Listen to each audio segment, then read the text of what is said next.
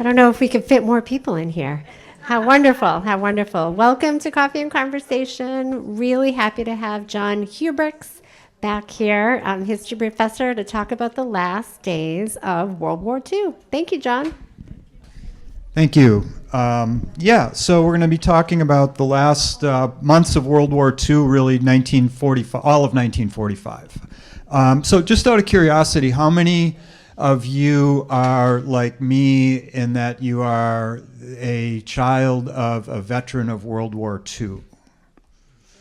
Okay, so I can't count all that fast, but I'd say 2/3 of the crowd here are children of veterans of World War II. World War II is obviously a really important event in American history, in world history. And today we're going to talk about it in kind of three phases. We're going to talk about the war itself, the last months of the war. And then we're going to talk a little bit about the diplomacy during the war that contributed to the onset of the Cold War. And then we're going to talk just briefly at the end about the importance of the GI Bill and of the Civil Rights Movement, both of which came out of World War II. And certainly the Civil Rights Movement, the political era we're living through now, much of that is a pushback against the Civil Rights Movement that grew out of World War II. And the GI Bill, again, for show of hands, how many of you, like me, grew up in a house that was financed by the GI Bill? Or you may not know that. A few hands going up. So yeah, the GI Bill was absolutely essential in building the middle class in America. I would argue one of the 2 or 3 most important bills passed in the 20th century was the GI Bill. So we'll touch on that a little bit as well. Well, the war itself, before we get into the specifics of 1945, the war itself killed somewhere between, estimated between about 70 and 80 million people worldwide, or about 3% of the world's population at the start of the war. And up here, the slide is pretty self-explanatory. It shows the number of deaths per the major belligerent countries there. And you'll notice the U.S. is at the bottom of the list in terms of the number of dead.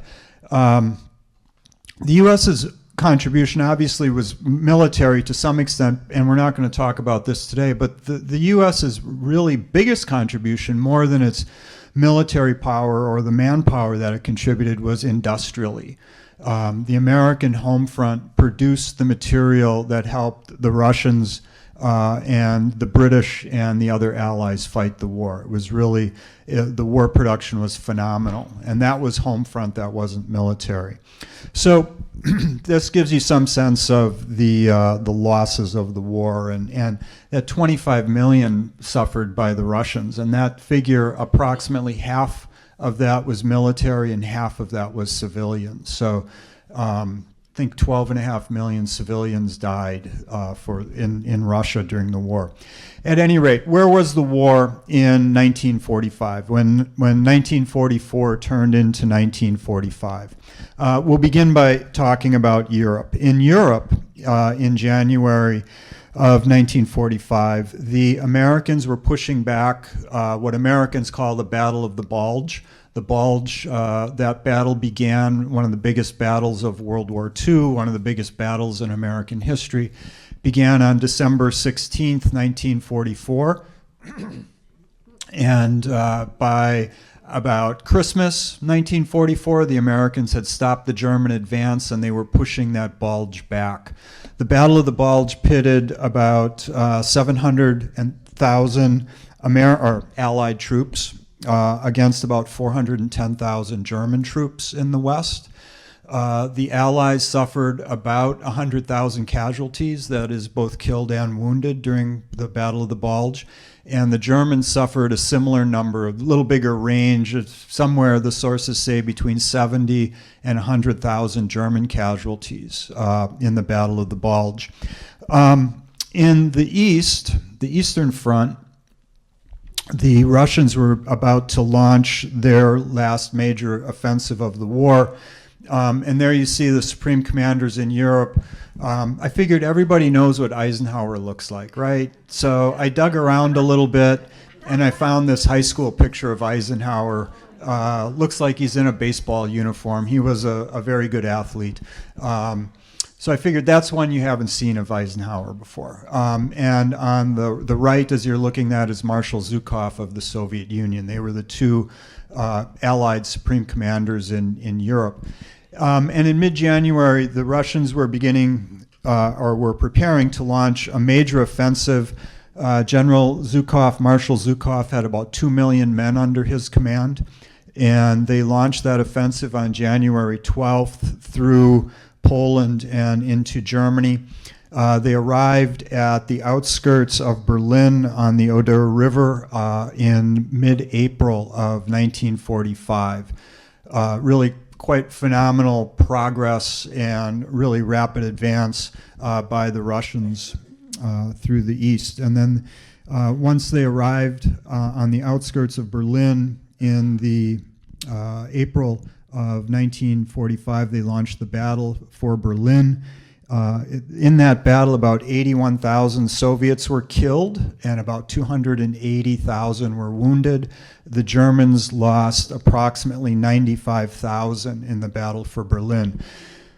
That became kind of a sticking point later on. Some Americans and some were irritated with Eisenhower for not pushing on to Berlin, but Eisenhower chose to use what he called a broad front strategy, because he said it would be harder for the Germans to launch a counteroffensive, and supplying would be easier on this broad front. If they launched an attack straight towards Berlin, they'd be going on kind of a straight line and penetrating deep into German territory, and the Germans would still be on either side of on the flanks in the military terminology, and that would be easier to cut off or interrupt supply lines. So to put those figures, while some were critical of Eisenhower for this broad front strategy, a lot of Americans were fine with it because they knew darn well that the battle for Berlin was going to be horrid. I just gave you the figures of the number of Russians killed, and a lot of people thought, fine, a lot of Americans, let the Russians fight it, save our lives, as many as possible. So I have a couple of maps of Europe up here. I'm not trying to show a lot specifically, and I'm not sure how well you can see them in back. These two maps especially are kind of just to help you visualize what's going on. I'm not sure what your memory of European geography is, so these are here to help kind of jog your geographic memory a little bit. So the Americans were advancing on this broad front through the Netherlands and Belgium there, while the Russians are pushing in from over here. They started this January offensive in this vicinity and pushed all the way to Berlin through the winter of 1945. As the Americans are attacking on this broad front through the Western Front, they crossed the Rhine in March over multiple bridges, crossing into Germany. The most famous of those was the Ludendorff Bridge at a place called Remagen. And I heard some people talking before we started. They like to watch the old movies. And there's a 1969 movie that some of you have probably seen called The Bridge at Remagen, which chronicles the Americans' capture of this bridge. In the following month, the Americans encircled, and here I did try to, this greenish dot with the big long arrow, that's approximately the industrial region of Germany called the Ruhr. And this was their industrial heartland. This was their Pittsburgh, Detroit, Chicago, Gary, Indiana, all kind of in a very close proximity. And in April of 1945, the Americans encircled the Ruhr, which wipes out almost completely the Germans' industrial capacity. And the Americans also captured more than 300,000 German troops in the Ruhr pocket. And that's this little green rectangle that I created on the map there to give you some idea of where that was.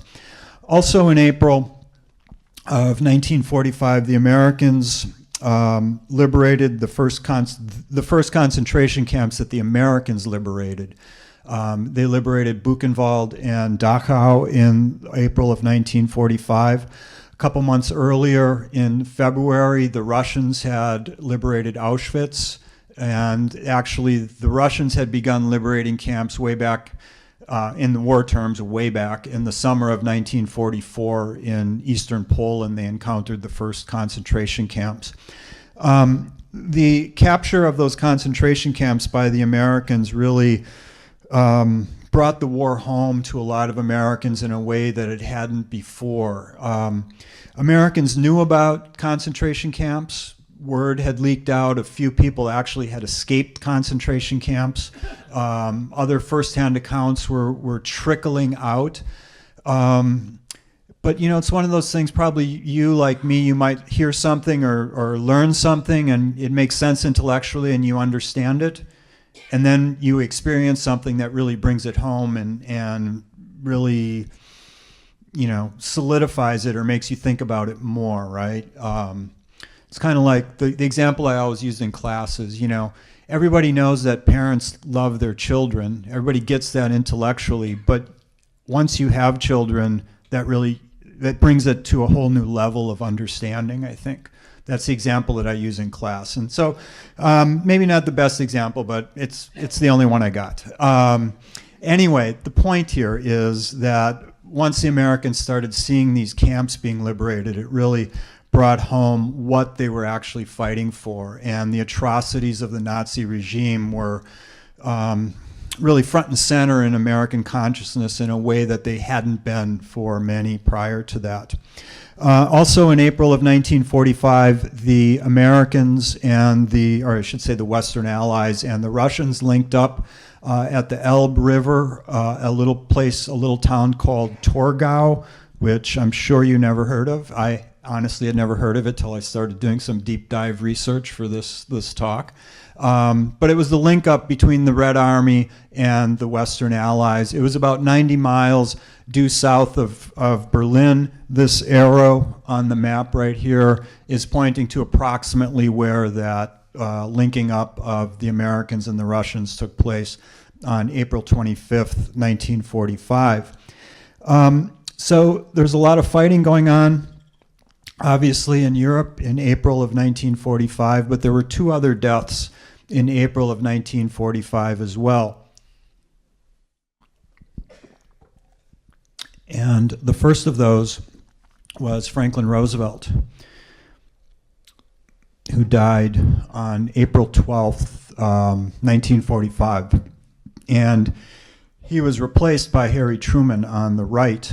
I think it's interesting here. First of all, this picture of FDR was taken just a few days before he died.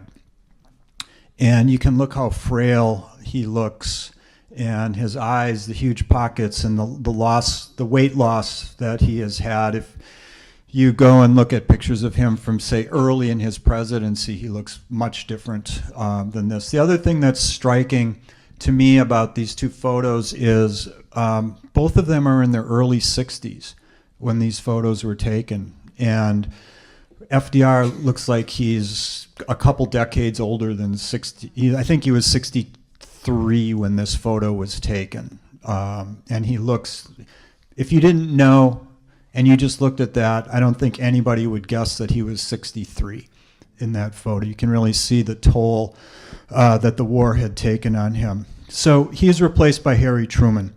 The other death in April of 1945 was Adolf Hitler, who committed suicide in his bunker, the Führer bunker in the center of Berlin, as the Red Army was approaching. He took a cyanide capsule and then shot himself before even the cyanide could kick in to commit suicide. So with Hitler's death, and that was April 30th, 1945. With Hitler's suicide, the war in Europe essentially ended. The Germans were thoroughly defeated at that point. The Russians had captured Berlin. The Americans were pushing in through Western Europe, or through Western Germany, I should say. And so the first week of May, The war ended May 7th, 1945. The war ended. And Eisenhower sent this telegram. It says a lot about Eisenhower. I like this telegram. He sends a one-sentence telegram to his bosses back in Washington and back, or if you're watching on TV, I'm not sure you can read that, so I'll just read it quickly. It says, the mission of this Allied force was fulfilled at 0241 local time, May 7th, 1945.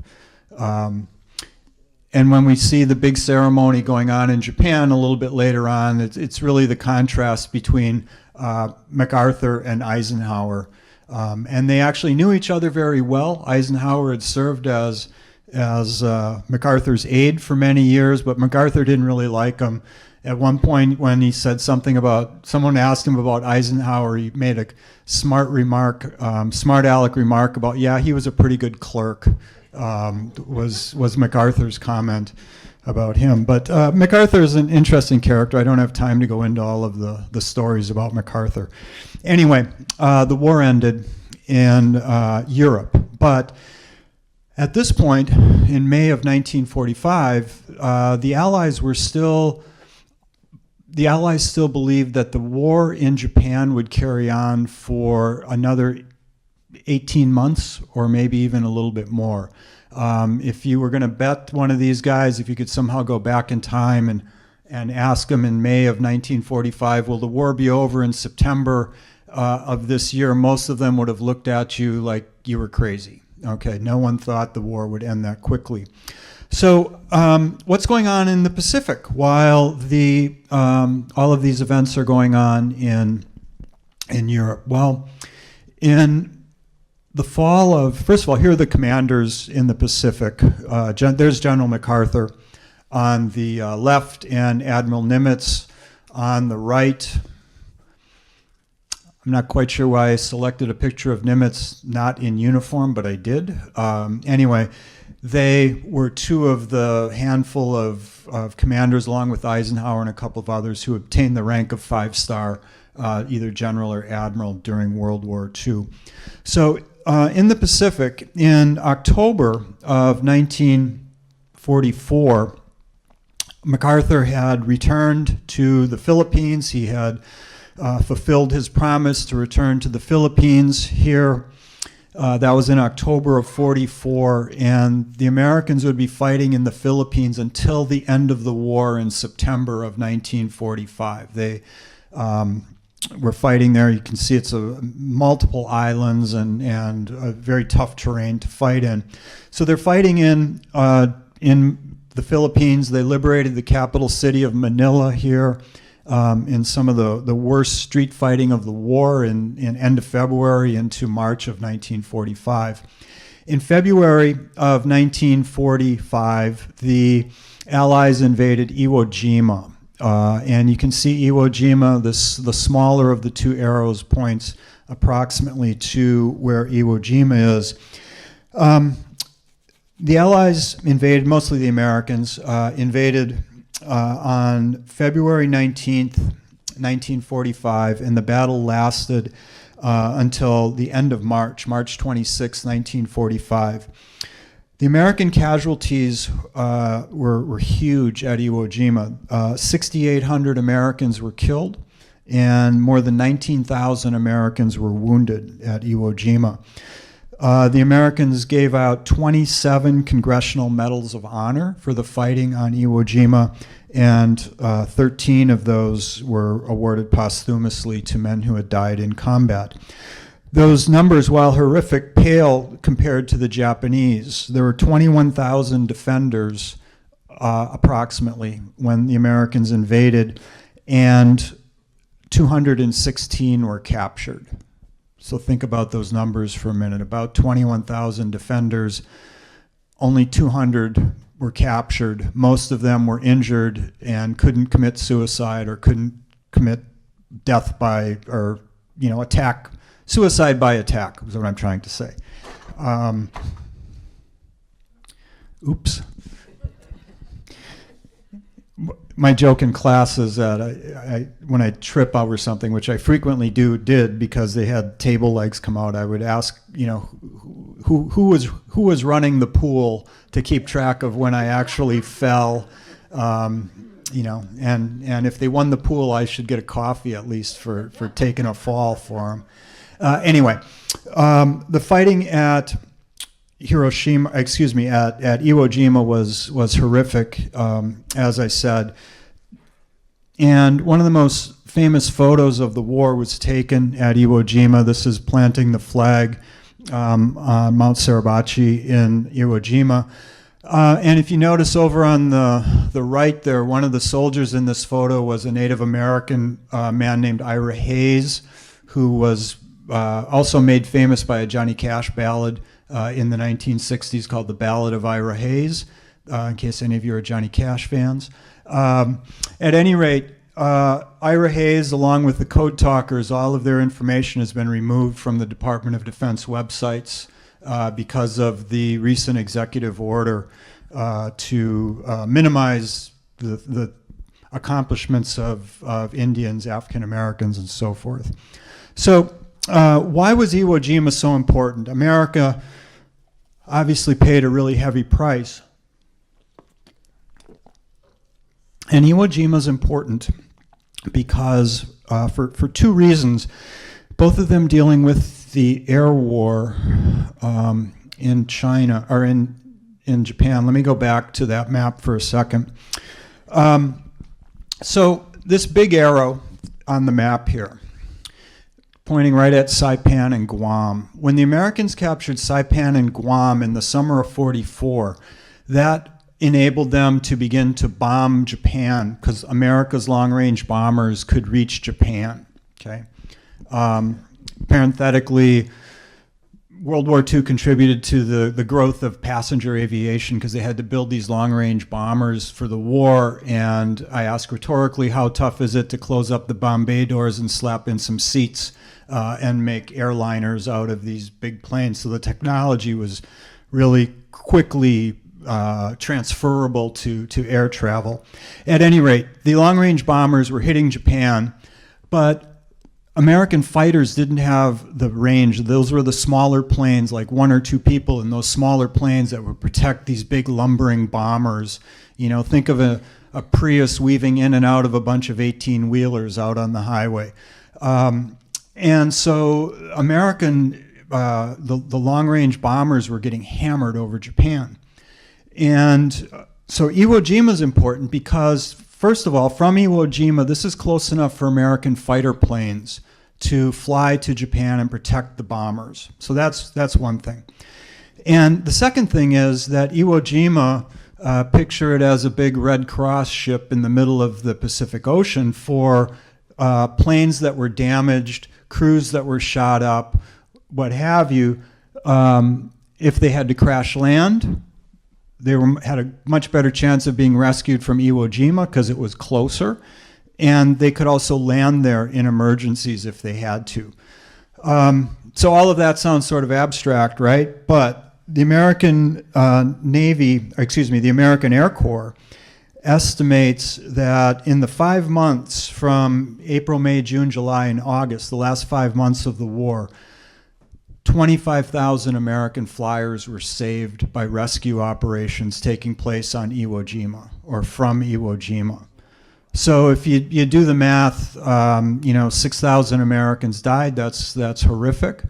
But they saved 25,000 lives by capturing Iwo Jima. So Iwo Jima was captured. Operations wrapped up there, as I said, the end of March. And from there, the Americans set their sights on Okinawa, right here, considered one of the most outermost of the home islands of Japan. Japan is made up of 4 main islands and dozens of smaller islands, and Okinawa is the furthest, one of the furthest out of the home islands. The Americans began the attack on Okinawa in April of 1945. They landed about 60,000 personnel on the beaches initially. To put that in context, at Normandy, The Allies landed 156,000 on the beaches on the first day. But the big difference is, think of the logistical, everything that would have to happen logistically to land 60,000 people on this island with no friendly territory anywhere close. Okay? It's kind of mind-boggling when you think about the logistics of what that would entail and how many ships it would take to get 60,000 people there for the initial invasion. And at least with the D-Day invasion, England was 30 miles away. I mean, you cross the English Channel, of course, but it's 30 miles away and much easier to stage from there than it would have been to mount the attack at Okinawa. The Okinawa attack was as deadly as the fighting on Iwo Jima, and it would influence America's decision a few months later to use the atomic bombs. Okinawa was defended by about 100,000 Japanese soldiers who were dug in caves and tunnels. In the end, these figures again are staggering. The Americans lost about 12,000 killed in action, with 36,000 Americans wounded at Okinawa. And Congress awarded 24 Congressional Medals of Honor for fighting at Okinawa. 94,000 Japanese soldiers died fighting at Okinawa. 94,000. 12,000 horrific losses, but 94,000 soldiers died. Additionally, about 125,000 civilians died in the fighting on Okinawa. Some of those civilians committed suicide. The Japanese had convinced populations through propaganda that the Americans were brutal, that they were going to be raped, women were going to be raped and beaten and tortured and everything else. You know, crazy stories of American cannibalism and so forth. So some of those people died committing suicide rather than live under an American occupation. Also at Okinawa, it was the first time that the Japanese unleashed kamikazes on the Allied forces. Kamikaze, in case you don't know, in Japanese culture, C-A-M-I is one word, and it's part of their indigenous religion, and it's a god, or something that they view as a god. And kazi approximately means wind. So kamikaze is like god wind or divine wind, depending upon interpretation of it. So they used about 1,500 kamikaze attacks at Battle of Okinawa. Those kamikaze attacks were responsible for sinking sinking 20 ships. The biggest American ship sunk was an aircraft carrier called the Bunker Hill, and about 350 sailors lost their lives when the Bunker Hill went down, and dozens of more ships were damaged as well because of the kamikaze attacks. And the kamikaze attacks would also influence American policy going forward. So this is where we stand then in the summer of 1945, as summer is beginning. Okinawa is secured first part of June. The Americans are still fighting in the Philippine Islands. But there's kind of a respite because the Americans are prepping for what they believe is going to be the next phase of the war in Japan, and that is what they call Operation Downfall, or what the Americans called Operation Downfall. That was to be commanded by General MacArthur, and Operation Downfall would be launched from Okinawa, and initially in the fall of 1945, this was the plan. In the fall of 1945, the Americans would invade the southernmost of the main islands. It's right here. It's the same island that Nagasaki is on, that was later bombed by one of the atomic bombs. It's called Kyushu, is that southern island. And they were going to invade that in November of 1945. That was the timetable. And then once that was secured, sometime in early 1946, they would invade Honshu, which is the main island of Japan, the big island where Hiroshima is on that. You can see that there. Tokyo's not marked on that map, but Tokyo's on Honshu as well. Tokyo, approximately where the eye is in Hiroshima, there is where Tokyo is. So that was the plan. And as I said at the start, they weren't sure how long all of this was going to take. And they were anticipating, though, probably 18 months, which would have stretched the war into 1947 from that point. So let's turn to diplomacy, and we'll come back. I know I haven't finished the war in the Pacific yet, but the use of the atomic bomb is linked to the wartime diplomacy as much as to military operations. So we're going to turn to the diplomacy of the war. In 1943, the Big Three met for the first time. Stalin from the Soviet Union, Churchill from the UK, and of course Roosevelt from the United States. They met in Tehran, Iran, because Stalin basically refused to travel and wanted to stay close. So they met there, and it was there in the fall, Thanksgiving time, essentially 1943, that the Americans and the British finally agreed for a cross-channel invasion, what we today call Normandy or D-Day, 1944. This was really important because this goes back to the issue of the Second Front, and this was one of the most troublesome issues between the Russians on one side, or the Soviet Union at the time, and the Americans and the British. The Russians had been fighting Germany since 1941, when Germany invaded, and they were suffering horrendous casualties that you saw from the slide. 25 million total Russians ultimately died in the war. And once the Americans then enter the war at the tail end of 1941, Stalin is immediately haranguing both Churchill and Roosevelt to open a second front, because in the voice of Stalin, he's telling them, we're taking a beating here. We're getting our tails handed to us. I doubt he used that phrase. And we need help. We need you to open a second front to siphon off some of the pressure that we're feeling. And keep in mind that the Red Army was in the suburbs of Moscow when the Americans entered the war. They're like in Natick compared to Boston as the capital kind of thing. They're 40 or 50 miles outside of Boston. Or, thankfully not outside of Boston, outside of Moscow. And Natick might not have, maybe it's more like Worcester, but point is they were pretty darn close, okay? And the Americans were not in the field at all when they entered the war, and the British had been blown off the continent at Dunkirk with the fall of France, and the British were fighting in North Africa, but by Stalin's recollection or Stalin's thinking, what the British were doing in North Africa was peanuts. That was not taking nearly enough pressure off of them on the Eastern Front.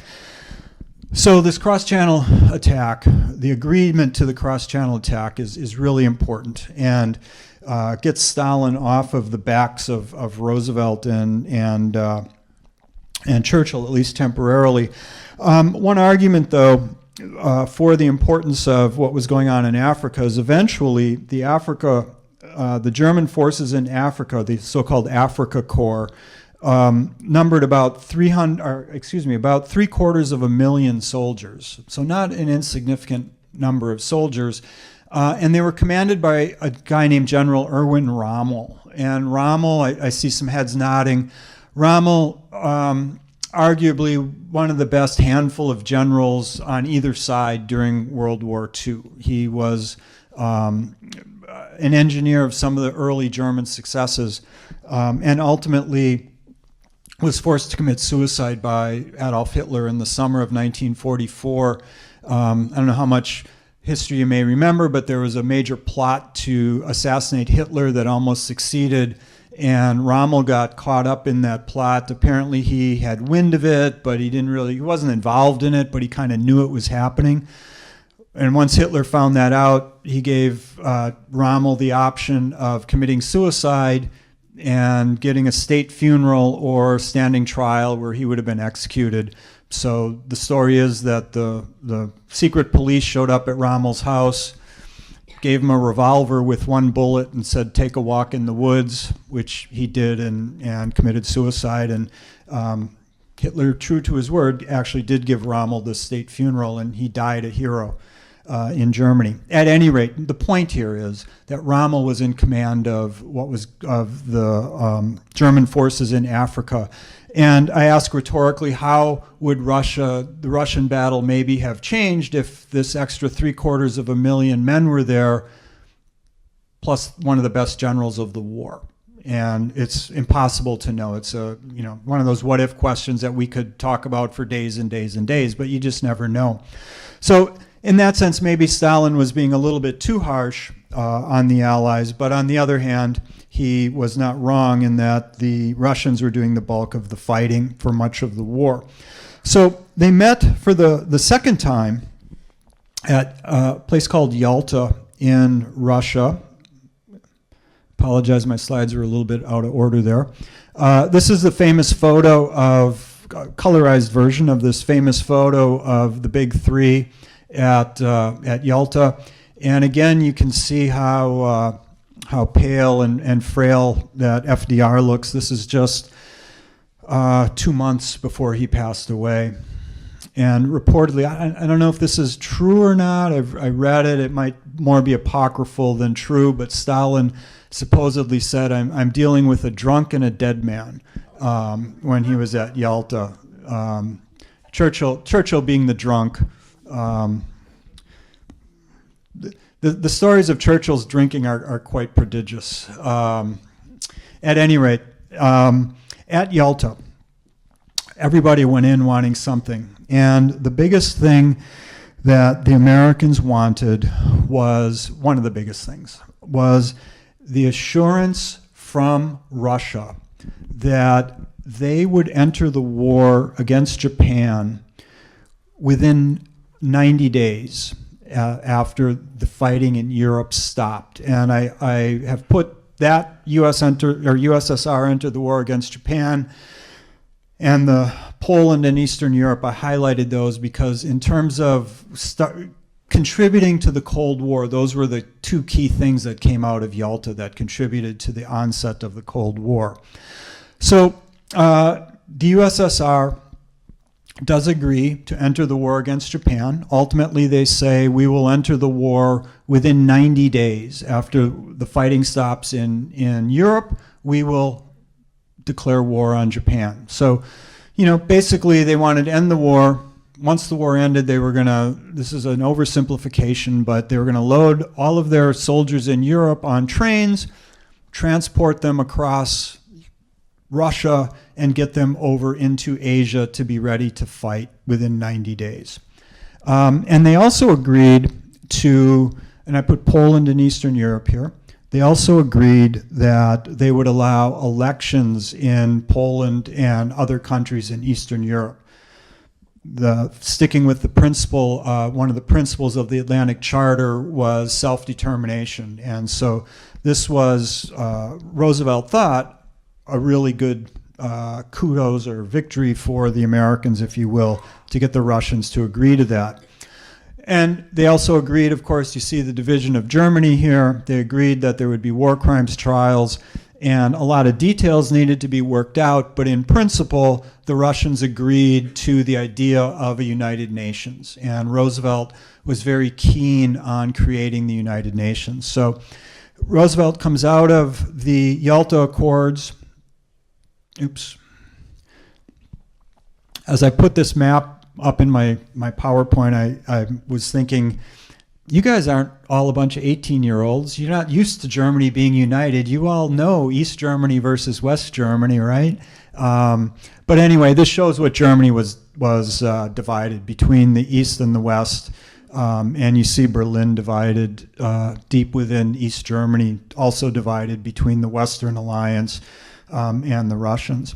So Roosevelt comes back from Yalta and is pleased with the results. He talks about the spirit of cooperation and reports back to Congress as an indication of how tired he was, how physically compromised he was. By 1945, he actually sat down when he addressed Congress, which was the first time that he sat down. And if you can find it, like on YouTube, you can find this. He says, he apologizes to Congress and says, "I'm sorry, I can't stand up anymore. It's just easier for me." Even though he had polio, he could stand up. He had these big braces, and he would, be like behind his lectern and muscle himself up and be able to take a couple of lumbering steps. But then he had to rely heavily also on, I can't put the mic down, but, he'd put his weight on his hands on a podium to talk. So he physically couldn't do it.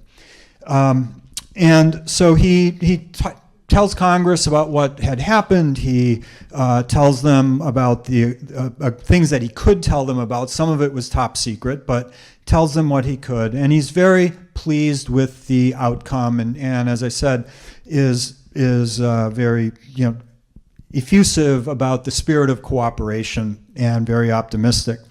Well, by the time the big three met again in Potsdam in the summer of 1945, things had changed pretty dramatically. First of all, you'll notice that there's been some turnover in the big three. Roosevelt, of course, died, and so he was replaced by Mr. Truman, sitting in the middle here. And this guy is Clement Attlee, who replaced Winston Churchill. During the first part of the conference, there was an election in Great Britain, and Churchill lost. Churchill got kicked out of office, and he was replaced by Clement Attlee here on the left side of the screen. So it was also at Potsdam that the Americans, it was while Truman was in Potsdam, which, by the way, is a suburb of Berlin. While he was there, the Americans successfully tested the atomic bomb. And that changes, obviously, America's plans pretty significantly and pretty rapidly. The Allies issued a document at the Potsdam called the Potsdam Declaration. This was aimed at Germany. They made all kinds of other agreements. They hammered out some more of details of the UN. They talked more about reparations and wartime administration and all these other issues. But in terms of Japan, they issued the Potsdam Declaration, and you can see the 6 main points of it there.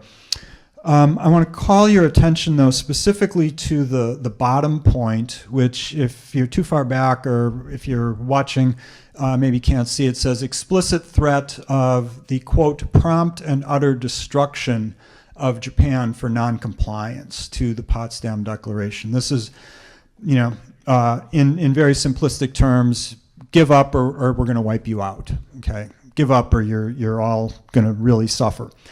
Well, the Japanese had no indication that there was an atomic bomb in the offing, and prompt and utter destruction. By this time, the Americans had almost total control over the skies of Japan. And in March of 1945, the Allies bombed Tokyo with fire bombs, incendiary bombs that fell and just like spewed gasoline type stuff out that started fires. Very much a wooden city. You can see the destruction here, and also the 90 to 100,000 killed and 1 million left homeless by this bombing of Japan, or of Tokyo, I should say. And some of the firsthand accounts of the survivors of this are just, they're horrific to read. They're horrible to try to read through. So point is that and to some extent, the Americans didn't even need the atomic bomb because they could do this with conventional bombing. Granted, it took hundreds of planes, but they could achieve almost the same thing with fire bombs as they could with atomic bombs. When you look at, keep this picture in mind, and that's Hiroshima after the atomic bomb. They don't look that much different, do they? The brick buildings, you see a few buildings still stood, obviously, and you saw like that in Tokyo as well. So, at any rate, the Japanese don't surrender, and now dates are important. I'll tell classes, you don't need to know dates because that's the big complaint, right? History's nothing but dates. To which my response is, yeah, math is nothing but numbers, and you're majoring in math, right? Anyway, but seriously, here's where dates are important, okay? What date did the war in Europe end? Anybody remember? May 7th. Yeah, I heard a couple people, but May 7th. Yeah, May 7th, the war ended. What's that? Russia is celebrating May 9. May 9. Okay. Eisenhower's telegram was May 7th. Okay, so where the fighting stopped, but that was May 7th is the date that's viewed as the end of the war. Anybody know the date of the first atomic bomb on Hiroshima? August 6th, yeah. What's that?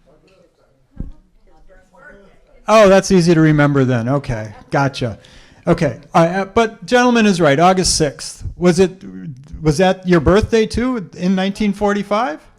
No? Okay. I thought I'd ask. I didn't think so, but I thought I'd ask.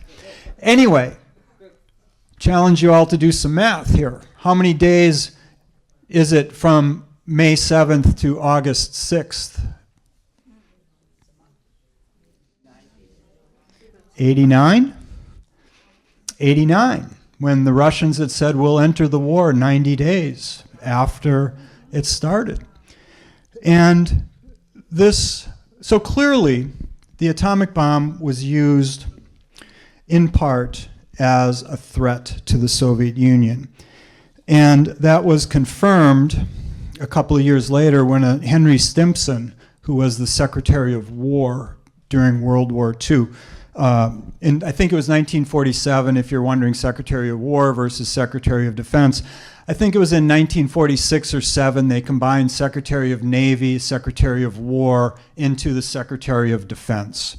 Okay, so anyway, Henry Stimson was the Secretary of War throughout World War II, and paraphrasing him here, he said the United States rather ostentatiously used the atomic bomb, acting like a cowboy with a six-shooter to intimidate the Soviet Union. And he wrote that in an article that appeared in 1947. So the bomb was used because the Soviets had kept their promise, and they had actually invaded China, northern China, in early August 1945. The map on the left shows the same region that I put the box around up there in modern-day Manchuria, and you can see how that kind of protruded into Russian territory. This is Russia here and Russia over here. So you can see how Manchuria sort of protruded itself into Russia and was very clearly, or very ripe, if you will, for attack. And by August of 1945, when the Americans had the bomb, already Russia was going against its promises in Eastern Europe. And it did not allow free elections in Poland. It rigged the ballots. It intimidated people. It imprisoned non-communist politicians. And so Americans saw the handwriting on the wall about Russia, and they wanted to make as sure as they could that no more land fell to the Red Army. And they thought, the atomic bomb would be a good threat. And Stimson's quote bears that out. That was published, I think, in the journal Foreign Affairs in 1947, I believe, is when that was written. So at any rate, the Russians kept their word and attacked, and so the Americans unleashed the atomic bomb. And as I'm going to go back a slide, you see at Hiroshima, the first bomb that was dropped, somewhere a huge range of people died, a little smaller range of people perished at Nagasaki. But that also, those figures don't take into account people who might have died 10, 15, 20 years later from some sort of cancer. Also, people are just unaccounted for. If there was a family, sort of mom and dad and a couple of kids who didn't have any other relatives, they could be wiped out and gone, and there would not necessarily be any record of finding them or that they were actually even missing.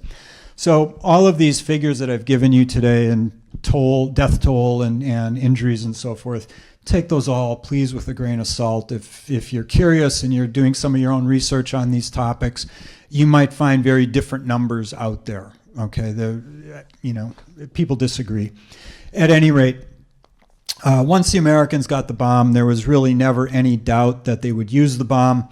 The Americans estimated that the invasion that I laid out for you a few moments ago of invading Kyushu in the fall and then Honshu in the following spring, the estimates were that somewhere, and these numbers fluctuate wildly, okay, somewhere between 500,000 and 1 million American casualties. Okay, the million is pretty high. Most people are more around the 500,000, but at the time there was a lot of talk of 1 million casualties.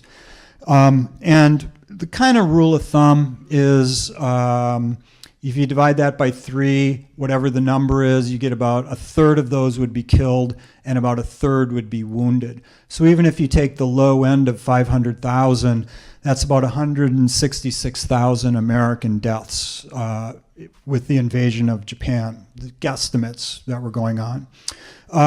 And the Americans estimated that 5 million Japanese would die in the invasion, both military and civilian. So Truman decided to use the bomb. As I said, there was never really any doubt that he would use the bomb once he had it. There were very few voices against using the atomic bomb. One of his advisors, his chief of staff, argued against it. Eisenhower later on said he opposed it. Notice, though, I said later on. I suspect it was more like when he was a politician and it seemed like a good thing to say. I'm not sure. There's no record of Eisenhower at the time opposing the atomic bomb. He said he did later on, but there's no record of it in 1945. And the arguments against the bomb were the death toll that it would take, yes, but look what they did at Tokyo, and there would have had to be more bombings like that before the Japanese would have surrendered. The other thing that Truman was considering was there's still kamikazes out there, and yes, Japan economically was in dire straits. There would have been starvation and death in the winter had the war not ended. But these kamikazes, what if, playing the what if game, what if an aircraft carrier was sunk and 4,000 or 5,000 Americans died in an aircraft carrier going down? What would that do politically for Truman, especially if people then found out that the U.S. had this super weapon that could have ended the war? So, as I said, Truman really never any doubt that he was going to use the bomb. And so the war ended about 2 weeks after the last bomb was dropped in September of 1945. And here, now think back to think back to Eisenhower's one sentence: the war is over, the mission of this command has been fulfilled. And here you've got MacArthur, who was nothing if not a showman. This was a guy who, according to one biographer, hired prostitutes to talk to them about how great he was. didn't have sex with them. He just bragged to them. That's one biographer of MacArthur. He was nothing if not vain, and was known to take press releases written by his command, and if it said, Commander so-and-so was in charge of troops that won this victory, MacArthur would whip out his red pen and cross out that guy and write his name in there. So he was nothing if not vain, and he organized this huge ceremony in Tokyo where the Japanese surrendered. You see MacArthur there signing one of the documents. This gentleman standing right here, I know you can't see him all that well, is General Jonathan Wainwright, who was captured at Bataan and in 1942. He took over when MacArthur was ordered out of the Philippines. Wainwright took over for MacArthur and spent 3+ years in Japanese prisoner of war camp. And the man standing next to him is the British General Percival, who was he was captured at Singapore early in the war and had served as a POW for 3+ years as well. So the war ends in 1945, in September of 1945, which brings us to the last thing I want to talk about quickly, which was the home front. And part of Truman's decision to use the atomic bombs and end the war was the American home front was fed up, tired, and done with the war. Absenteeism in war factories was rising. The number of strikes was going up. People were fed up. People were tired. And, the 419,000 families were mourning the death of loved ones. And there were a lot of other people who wanted the war to end because their loved ones were fighting in Europe and now being shipped over to Asia in preparation for the attack, or troops based in the United States that would have been sent over to Japan had that invasion had to take place. So the American public was ready for the war to end. The other thing about use of the atomic bomb is that Japan and the United States were essentially fighting a race war in the Pacific. War is always horrible and horrific and bloody and deadly, but in the Pacific it was a race war. There were no prisoners taken. There were a few prisoners taken. And both the American propaganda and the Japanese propaganda portrayed the others as animals, as rats, as mice, as monkeys, as snakes, and so forth, both sides. And you don't see that kind of propaganda aimed at the Nazis. The American propaganda was, Hitler is bad, Nazism is bad, but Germans are fine. It's Nazism and Hitler that are bad. But with the Japanese, there was no such distinction. There was not, Tojo is bad and the Japanese people are good. It was just all lumped together as, this sort of subhuman, in this subhuman way. There's a book called, by John Dower, who is a scholar at MIT, and I'm forgetting the title of the book, but if you're interested, just look up John Dower. He wrote one book about the defeat of Japan or the occupation of Japan, and another book about the war itself and it's as a race war. And so I'm kind of parroting what this scholar said. See at least one person with their phone out. I don't know if you're writing it down, but it's Dower. Okay, thank you. Dower is how you spell his name. At any rate, I'm sorry? Embracing defeat, yes, thank you. It's the beauty of the internet is you can find these things instantly. Embracing Defeat by John Dower, if anybody's interested in that. At any rate, as I was saying, the Americans were fed up with the war. The home front clearly didn't suffer the way Europeans and Asians did, but Americans were still tired. They had been working long hours. There were few consumer goods to buy, and the war exacerbated racial tensions. There were a number of race riots in the United States during the war. Probably the most infamous was something called the Zoot Suit riots in Los Angeles in 1943. There was another major race riot in Detroit, also in 1943. Ironically, the one in Detroit was because white people were angry that blacks were trying to move into the Sojourner Truth housing projects, which, you know, if you're standing under the irony tree, you're getting full of sap dripping on you on that one. But anyway, in both cases, it was a case of white on minority violence.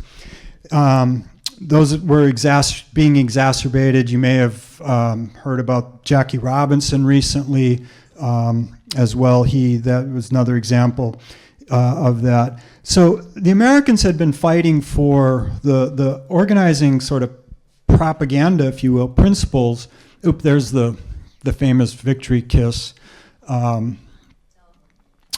photo taken at Times Square. But Americans were fighting for the four freedoms. This was proposed by Roosevelt. You see these famous paintings by Norman Rockwell here, exemplify or depicting the four freedoms: freedom from speech, or freedom of speech, freedom of worship, freedom from want, and freedom from fear. And African Americans could quite correctly, rhetorically say, what's this freedom from fear stuff? We don't live free from fear in the United States. And so they organized on the right the Double V campaign during World War II. The Double V stood for victory at home over racism and victory abroad over fascism. And so African Americans had become more politicized during the war. As I said, kind of the start of the modern civil rights movement is in World War II. The number of dues-paying members to the NAACP went up something like 9 times during the war. It went up from about 50,000 before the war to about 450,000 towards the end of the war. So that gives you a yardstick of political activism by African Americans. So they're becoming more active and use the momentum of World War II and use the rhetoric of World War II to essentially say, this is what we fought for abroad, we don't have this at home. Okay, so we need these things, and it became very difficult for Americans to deny that. And in 1946, there were a number of cases of black veterans being beaten and even murdered, and those got the attention of President Truman, who then organized the Truman Civil Rights Commission. Shock, surprise, they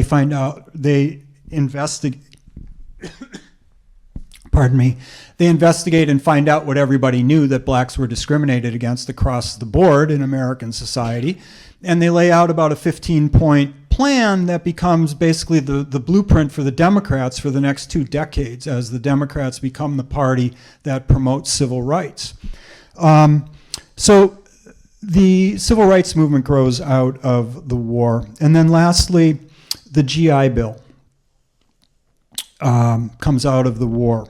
And America had a long history of helping its veterans. Going back to the Revolution, Revolutionary War veterans were given tracts of land.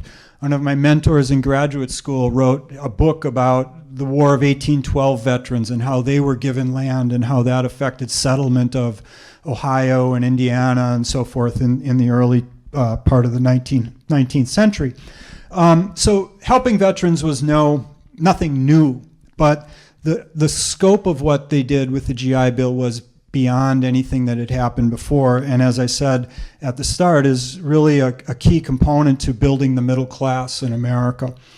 After the war, in the first years after the war, as many as 50% of college students were veterans on the GI Bill in college getting an education. Think of the long-term benefits of all of those, mostly men, but a few women, most of those men going to college, many of whom wouldn't have been able to go to college prior to that, and how that benefited America in the long run, with more doctors, more engineers, more lawyers. I know that might might not agree with that, but I'm sure there's some lawyers out there, so we love you. And the list goes on, teachers and so forth, and how that materially impacted America and its economy is almost impossible to calculate. About 20% of homes that were built after the war, and America was in an extreme housing shortage after the war. Virtually nothing had been built during the Great Depression and then the war, and so there's this massive housing shortage, and many homes were built either with GI Bill or if you were like me, perhaps, my parents funded the house that I grew up in through the GI. It wasn't new construction, but they paid for it or funded it through the GI Bill and lived there for almost 50 years before they finally had to move. So the American home front was also ready for the war to end. It had been a challenge, but certainly nothing as challenging as what the civilians of European nations or Asian nations had to deal with during the war. So, in conclusion, the war ends in 1945. It was really one of the events that has shaped the 20th century. It has shaped America in a couple of important ways. The GI Bill, which, by the way, has been extended and it still exists, and veterans are still able to go to school and get other things on the GI Bill, which helps to establish the middle class. And America was incredibly prosperous for decades after the war, and part of that, at least, is because of the GI Bill and the successor GI Bills. The Civil Rights Movement, vitally important. At least some people think it was vitally important to the United States. Others disagree with that. The war also made America one of the two superpowers in the world. The war also made America one of the richest countries in the world as well as a result of the war. So with that, I will turn it over to any questions that you might have.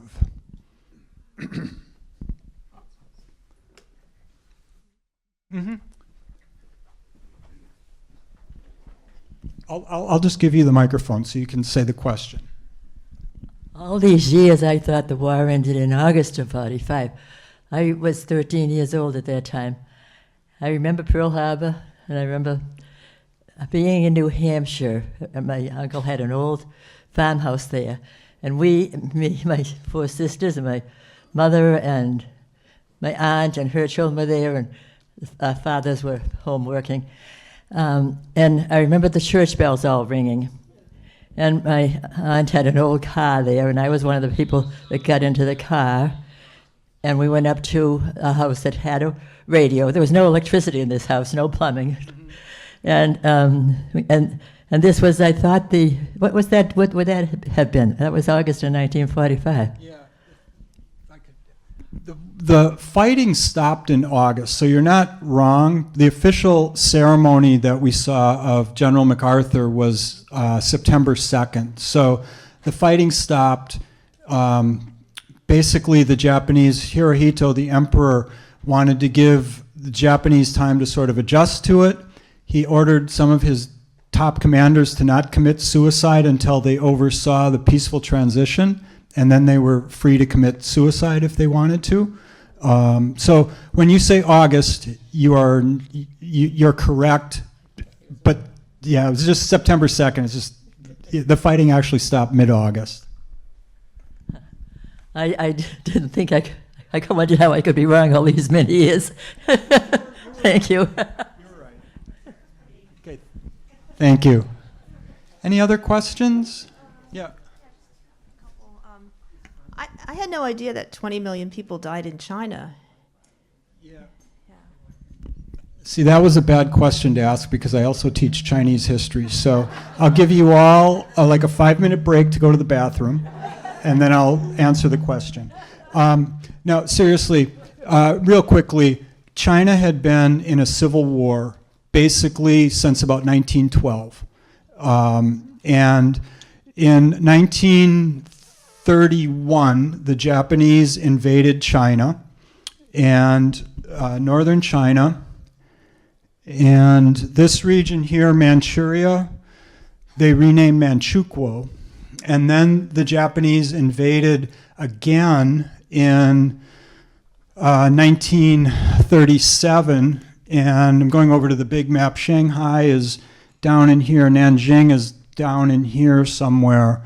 So there's this war in Asia going on, really beginning in 1937, that continues into World War II.